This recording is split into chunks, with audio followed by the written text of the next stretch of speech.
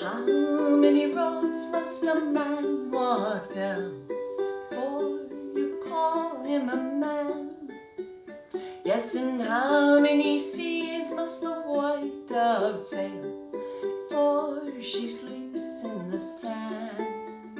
Yes, and how many times must the cannonballs fly before they're forever banned? The answer, my friend, is blowing in the wind. The answer is blowing